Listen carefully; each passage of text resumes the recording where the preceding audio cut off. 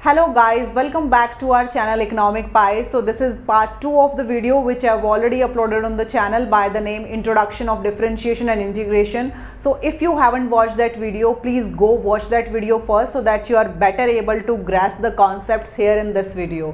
तो इस वीडियो में आज हम क्या डिस्कस करने वाले हैं, आज हम डिस्कस करने वाले हैं पॉलिनोमियल फंक्शन, क्योंकि जो लास्ट वीडियो है उसमें हमने ये डिस्कस किया था कि डिफरेंशिएशन और इंटीग्रेशन क्या होता है, उसको हम किस तरीके से इकोनॉमिक्स में यूज़ करते हैं, ओके और उसके कुछ टाइप्स डिस्कस किए थे, क्योंकि डिफरेंशिएशन हम किसी भी फंक्शन का करते हैं, ओके तो वो फंक्शन के हमने टाइप्स डिस्कस किए थे और उन फंक्शंस को अगर हमें डिफरेंशिएट करना है तो उसके लिए कुछ रूल्स होते हैं, वो भी हमने डिस्कस किए थे। तो अब इस वीडियो में specifically this video is going to be all about polynomial function. तो पॉलिनोमियल जो फंक्शन होता है उसके 3 टाइप्स होते हैं, like as you can see here, first is linear polynomial. Linear polynomial क्या होता है, इसको हम डिग्री 1 बोलते हैं, क्योंकि इसमें क्या है, सिंगल टर्म विद x की पावर 1, ओके मतलब इसमें जो x की पावर होती है वो मैक्सिमम 1 ही हो सकती है, इसलिए हम इसको लीनियर पॉलिनोमियल फंक्शन बोलते हैं। और सेकंड है क्वाड्रेटिक पॉलिनोमियल। क्वाड्रेटिक पॉलिनोमियल जो होता है ये डिग्री 2 होता है और इसमें जो हाईएस्ट पावर होती है वो 2 होती है, मतलब x की पावर 2 होती है। और थर्ड इज क्यूबिक पॉलिनोमियल, और क्यूबिक पॉलिनोमियल में क्या है, हाईएस्ट पावर क्या होती है, x3 जो है यहाँ पे हाईएस्ट पावर होती है। तो अगर आपको कहीं पे भी कोई भी, अगर आप इकोनॉमिक्स में फंक्शन को डिफरेंशिएट कर रहे हैं, उसका डेरिवेटिव फाइंड आउट कर रहे हैं, मतलब rate of change find out कर रहे हैं, तो आपको किसी भी टाइप का, इन तीनों में से किसी भी टाइप का अगर फंक्शन दिखता है तो that is polynomial function, right. और पॉलिनोमियल जो फंक्शन होता है, अगर हमें उसको डिफरेंशिएट करना है या उसका डेरिवेटिव निकालना है तो हम कौन सा रूल यूज़ करेंगे, हम पावर रूल यूज़ करेंगे। ये हमने लास्ट वीडियो में भी डिस्कस किया था, बट आज इस वीडियो में हम कुछ एग्जाम्पल्स के साथ डिस्कस करेंगे, कुछ इलस्ट्रेशंस लेंगे, न्यूमेरिकल इलस्ट्रेशंस, और उनकी हेल्प से हम डिस्कस करेंगे कि किस तरह से जो पॉलिनोमियल फंक्शन है उसको डिफरेंशिएट किया जाता है। तो अगर इन तीनों में से किसी भी टाइप का अगर आपको फंक्शन दिखता है, ओके चाहे वो प्रोडक्शन फंक्शन है या वो यूटिलिटी फंक्शन है या इलास्टिसिटी में अगर आपको कहीं दिखता है कि इस तरीके का फंक्शन है, तो उसको हम पॉलिनोमियल फंक्शन कहते हैं और उसको हम पावर रूल से डिफरेंशिएट करते हैं।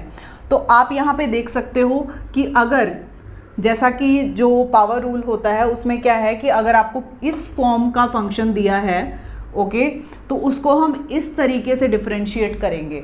अब इस फॉर्म का फंक्शन का क्या मतलब है, लाइक हेयर x की power n, okay and a here is constant. इसको भी हम डिस्कस करेंगे। a जो है यहाँ पे कांस्टेंट है और x की पावर n है। अगर इस टाइप का फंक्शन आपको कहीं पे भी दिखता है तो उसके लिए उसको हम इस तरीके से डिफरेंशिएट करेंगे, a n x की power n-1, right. I hope you understood till here कि जो पॉलिनोमियल फंक्शन है वो 3 टाइप्स का होता है, राइट और उसको हम किस तरीके से डिफरेंशिएट कर सकते हैं, हम उसमें पावर रूल यूज़ करके उसको डिफरेंशिएट कर सकते हैं। और जो पावर रूल है उसमें किस तरीके से डिफरेंशिएट करना है ये भी यहाँ पे आपको मैंने दिखाया है। कि now let's just take one numerical illustration. तो यहाँ पे हम प्रोडक्शन फंक्शन का एक न्यूमेरिकल इलस्ट्रेशन ले रहे हैं। तो इससे हम ये अंडरस्टैंड करेंगे कि किस तरीके से हम पावर रूल का यूज़ करके, जो यहाँ पे आपको दिख रहा है, तो पावर रूल का यूज़ करके हम किस तरीके से डिफरेंशिएट करते हैं इस प्रोडक्शन फंक्शन को, राइट। तो अब इसमें जो प्रोडक्शन फंक्शन है, जब आप इसको ध्यान से देखोगे तो आपको ये पता लगेगा कि ये पॉलिनोमियल फंक्शन है। पॉलिनोमियल जो ये फंक्शन के टाइप्स हैं, तो ये पॉलिनोमियल टाइप का है, क्योंकि यहाँ पे जो वेरिएबल्स हैं, जो कि लेबर है, L means labour, K is capital, तो लेबर और कैपिटल जो है ये 2 वेरिएबल्स हैं और these both variables are raise to powers, okay. तो यहाँ पे सेम वही है कि अगर इस फॉर्म का फंक्शन है तो उसको इस तरीके से हमको डिफरेंशिएट करना है, राइट। तो अब ये हमारे को फंक्शन दिया हुआ है, production function, Q is output, मतलब कि लेबर और कैपिटल ये दोनों इनपुट्स हैं और ये दोनों ही अगर हम इनपुट्स डालते हैं तो हमें कुछ आउटपुट मिलता है, राइट। और ये जो हैं 0.5 और 0.5 ये एक्सपोनेंट्स हैं, मतलब पावर्स हैं ये। और ये क्या शोकेस करती हैं कि इलास्टिसिटी क्या है, ये इलास्टिसिटी को शो करती हैं कि अगर हम 1 यूनिट ऑफ लेबर इंक्रीज करते हैं तो आउटपुट में कितना चेंज आएगा। ओके और ये जो है ये कैपिटल की इलास्टिसिटी को शो करते हैं कि लाइक अगर कैपिटल में 1 यूनिट का चेंज आता है तो आउटपुट में कितना चेंज आएगा। अंडरस्टैंड, तो ये इलास्टिसिटी को शोकेस करते हैं एक्सपोनेंट्स। तो अब ये प्रोडक्शन फंक्शन दिया हुआ है, इसको हमने डिफरेंशिएट करना है और इसको डिफरेंशिएट करने के लिए हम पावर रूल अप्लाई करेंगे, क्योंकि अगर इस फॉर्म का फंक्शन है तो हम इस तरीके से उसको डिफरेंशिएट करेंगे। तो सबसे पहले हम इसको डेरिवेट करते हैं विद रिस्पेक्ट टू लेबर। अब लेबर का सबसे पहले हमको labour with respect to labour हम इसको डिफरेंशिएट करेंगे। तो यहाँ पे क्या है, हम इस चीज़ को डिफरेंशिएट कर रहे हैं पहले। तो अब यहाँ पे जो n है वो क्या है 0.5। ओके तो अब हम इसको डिफरेंशिएट करते हैं dq/dl जो कि डिफरेंशिएशन का सिंबल है। तो इसमें 2 जो कि क्या है कांस्टेंट है, यहाँ पे आप देख सकते हो a इज़ कांस्टेंट और सबसे पहले हमने कांस्टेंट लगाया, तो यहाँ पे कांस्टेंट 2 है और उसके बाद में हमने क्या यूज़ किया है n क्या है 0.5। तो 0.5 इंटू l, ओके क्योंकि x जो है वेरिएबल वो यहाँ पे l है और n-1 सो 0.5 - 1। तो 2 को अगर आप मल्टीप्लाई करेंगे 0.5 से तो 1 आएगा। तो इसलिए हमारे पास रिमेनिंग क्या रह जाता है l की पावर -0.5, राइट। अब हमने अगर हम स्पेसिफिक कोई भी वैल्यू एज्यूम कर लें, जैसे कि यहाँ पे हमने लेबर की एज्यूम की है 25। ओके तो हम क्या करेंगे, अब l को जो ये l की वैल्यू है उसको इसमें सब्सटीट्यूट कर देंगे। तो यहाँ पे क्या आ जाएगा, l की जगह आप 25 लेंगे और इसकी पावर क्या होगी -0.5। अब आप अगर इसका सॉल्यूशन करेंगे तो इसका आंसर आएगा 0.2। अब ये 0.2 क्यों आया, क्योंकि देखो यहाँ पे क्या है, आपको रेसिप्रोकल करना है स्क्वायर रूट ऑफ 25 का। अब ऐसा क्यों स्क्वायर रूट ऑफ 25 का रेसिप्रोकल क्यों करना है आपको, क्योंकि यहाँ पे जो एक्सपोनेंट है वो नेगेटिव में है। ओके इसलिए आपको रेसिप्रोकेट करना पड़ेगा। तो आप सबसे पहले क्या निकालेंगे, स्क्वायर रूट ऑफ 25 कितना आएगा 5। अब इसको रेसिप्रोकेट करेंगे तो आंसर कितना आएगा 0.2। अब सबसे पहले आप ये अंडरस्टैंड करो कि जो आपको एक्सपोनेंट्स दिए हुए हैं, तो एक्सपोनेंट्स जो हैं वो आपको एक तरह से आइडेंटिफाई करने में हेल्प करते हैं कि ये टाइप ऑफ रूट कौन सा है, कौन सा रूट का टाइप है ये। फॉर एग्जांपल जैसा कि हमने यहाँ पे अभी यूज़ किया, तो 0.5 क्या है, ये स्क्वायर रूट होगा। ओके और 0.25 आपको फोर्थ रूट होगा। ये फोर्थ रूट कैसे होगा, क्योंकि आपको यहाँ पे ऐसी वैल्यू को फाइंड आउट करना है कि अगर हम उसको मल्टीप्लाई करें उसी के साथ तो आपको x जो वैल्यू है वो आए। फॉर एग्जाम्पल जो 16 है उसका फोर्थ रूट क्या होगा 2, राइट। क्योंकि क्या है कि अगर आप 2 को मल्टीप्लाई करेंगे 4 टाइम्स तो आपका आंसर क्या आएगा 16। अंडरस्टैंड। तो ये है कि आपको एक्सपोनेंट्स जो हैं, जो पावर्स हैं, उससे आपको ये पता लग जाता है कि आप ये रूट की आइडेंटिफिकेशन हो जाती है बेसिकली, राइट। और ऐसे ही अगर आपको यहाँ पे 0.2 दिया हुआ है तो उसमें आप 5th रूट आइडेंटिफाई करेंगे, 5th रूट उसका निकलेगा। ओके अब एक और चीज़ मैं आपको यहाँ पे बता देती हूँ। तो आंसर हमारा यहाँ पे आ गया 0.2। तो यहाँ पे derivative with respect to labour कितना आ गया 0.2। अब एक और चीज़ है कि यहाँ पे जो आप नंबर्स देख रहे हैं, जो एक्सपोनेंट्स हैं, ये नॉन इंटीजर नंबर्स हैं, जैसे कि 0.5, 0.25। तो हमने होल नंबर्स यहाँ पे क्यों नहीं लिए हैं। ओके तो हमने इसलिए नहीं लिए हैं क्योंकि इकोनॉमिक्स में क्या है, economics is really very complex. इसमें क्या है कि बहुत सारी चीज़ें बहुत ही प्रिसाइज मैनर में होती हैं, क्योंकि समटाइम्स आपने देखा होगा कि जो प्राइजेज़ हैं वो भी बहुत ही प्रिसाइज मैनर में चेंज हो जाते हैं, मतलब लाइक 0.25, 0.15। ओके इस केस में तो इसलिए हमने वो कम्प्लेक्सिटीज़ को थोड़ा ईज से हम अंडरस्टैंड कर सकें, ईज से हम एनालाइज कर सकें, इसलिए हम क्या करते हैं, ये जो एक्सपोनेंट्स हैं इसको हमने लाइक नॉन इंटीजर नंबर्स की फॉर्म में लिया है। और इकोनॉमिक्स में मोस्ट प्रोबेबली ऐसा होता है। और एक और चीज़ है कि इस एक्सपोनेंट से आप ये भी आइडेंटिफाई कर सकते हैं कि रिटर्न्स टू स्केल कौन सा है। अब रिटर्न्स टू स्केल आपने मे बी +1 +2 में किया होगा कि like increasing returns to scale है, प्रोपोर्शनेट रिटर्न्स टू स्केल है, डिक्रीजिंग रिटर्न्स टू स्केल है, कि अगर आप कितना इनपुट डाल रहे हो उससे कितना आउटपुट में चेंज आ रहा है। ओके अब जैसे फॉर एग्जांपल अगर यहाँ पे जो एक्सपोनेंट है, एज्यूम करो कि यहाँ पे अगर -0.3 है तो it means decreasing returns to scale चल रहा है। मीन्स कि आप इतना इनपुट डाल रहे हो बट उससे आपको कोई आउटपुट में कोई इंक्रीमेंट नहीं आ रहा है। अंडरस्टैंड।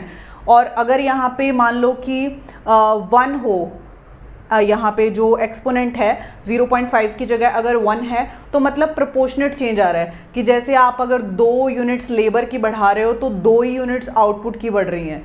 अंडरस्टैंड। और अगर मान लो कि यहाँ पे 1.3 है आपका यहाँ पे जो एक्सपोनेंट है, इट मीन्स कि यहाँ पे क्या है, इंक्रीजिंग रिटर्न्स टू स्केल है ये भी, बट इसमें क्या है कि बहुत अच्छा चेंज आ रहा है कि लाइक आप ये बोल सकते हो कि मतलब अगर आप लेबर की यूनिट्स लगा रहे हो 2 इंक्रीज़ कर रहे हो तो आउटपुट जो है वो आपका 8 यूनिट से इंक्रीज़ हो रहा है।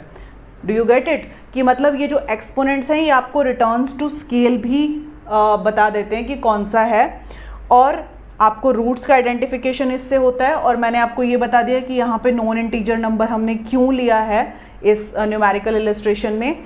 और आपको यहाँ पे हमने अभी तक ये देखा कि labour with respect to labour अगर हम डेरिवेट करते हैं तो क्या आंसर आया है, दैट इज़ 0.2।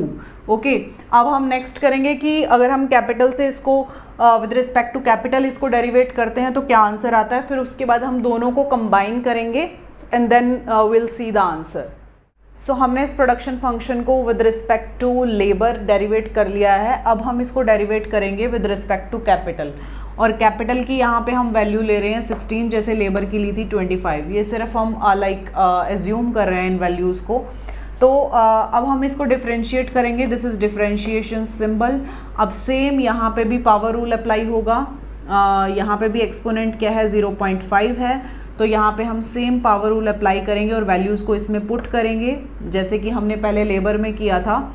तो अब मैं एक और चीज़ आपको क्लैरिफिकेशन के लिए बता देती हूँ कि 0.5 जो है ये क्या पॉसिबल है कि मैंने एक्सपोनेंट जो है वो लेबर का भी 0.5 लिया है और कैपिटल का भी 0.5 लिया है। जैसा कि मैंने आपको ऑलरेडी एक्सप्लेन किया था कि जो एक्सपोनेंट है वो इलास्टिसिटी को रिप्रेजेंट करता है। तो क्या ये पॉसिबल है कि लेबर और कैपिटल की इलास्टिसिटी सेम है, मतलब कि लेबर को अगर हम 1 यूनिट से इंक्रीज़ करें और कैपिटल को भी 1 यूनिट से इंक्रीज़ करें तो आउटपुट में सेम ही लेवल का लाइक चेंज आएगा कि लेबर 1 यूनिट लेबर बढ़ाने से जितना आउटपुट इंक्रीज़ हो रहा है उतना ही आउटपुट 1 यूनिट कैपिटल को इंक्रीज़ करने से इंक्रीज़ होगा आउटपुट।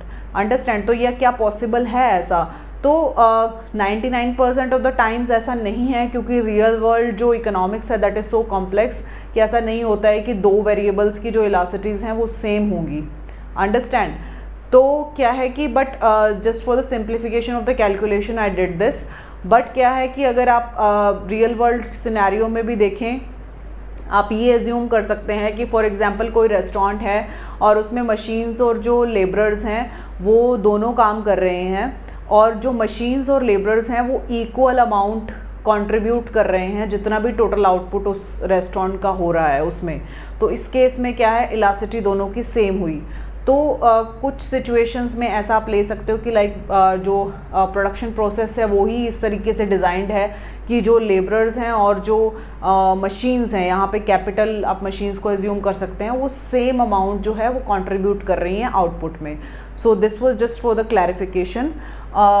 और आगे हम देखते हैं कि जैसे अब आपको डेरिवेट करना है कैपिटल को। अब कैपिटल की वैल्यू को आप पुट कर देंगे यहाँ पे, तो यहाँ पे क्या है, this 16 is raise to the power of 0-0.5, और यहाँ पे इसका आंसर आएगा 0.25। ये कैसे आएगा, क्योंकि आपको क्या करना है, स्क्वायर रूट निकालना है 16 का।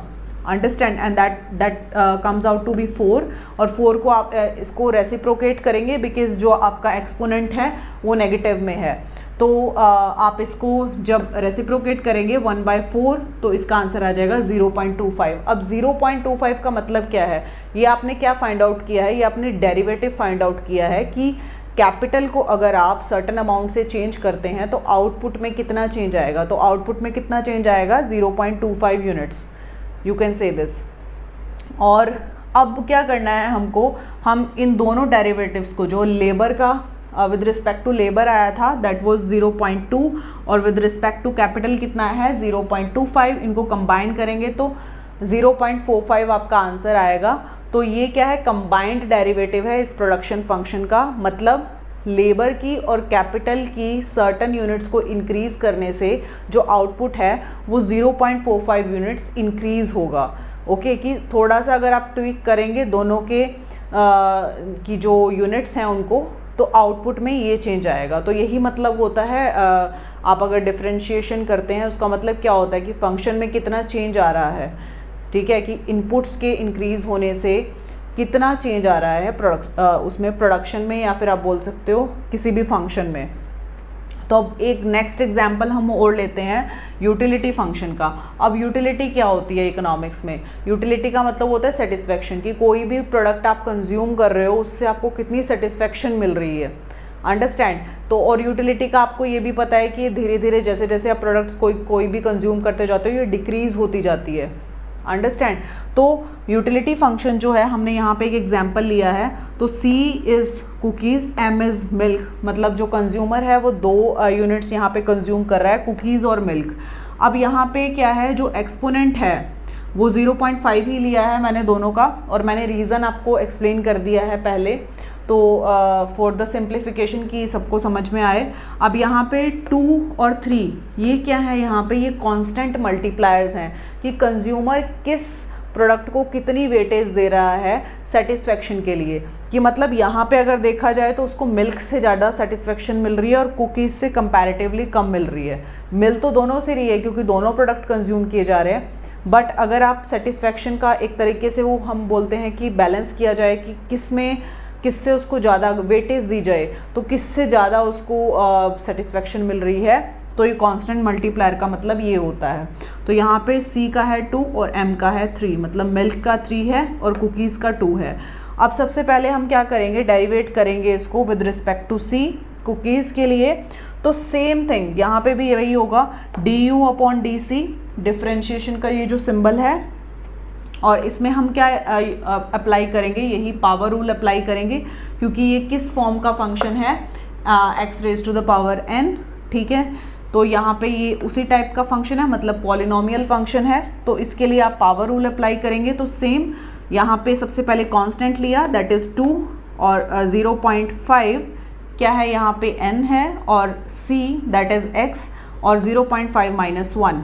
अब यहाँ पे हमने ये जो दूसरा है दैट इज़ मिल्क, इसको हमने कांस्टेंट ले लिया है, मतलब इसमें कुछ भी हम चेंज नहीं कर रहे हैं, हम इसको कांस्टेंट लेंगे क्योंकि चेंज हम इसके रिगार्डिंग देख रहे हैं, जो कुकीज़ है उसके रिगार्डिंग। तो इसको सिंपल सेम वैसा का वैसा लिखेंगे।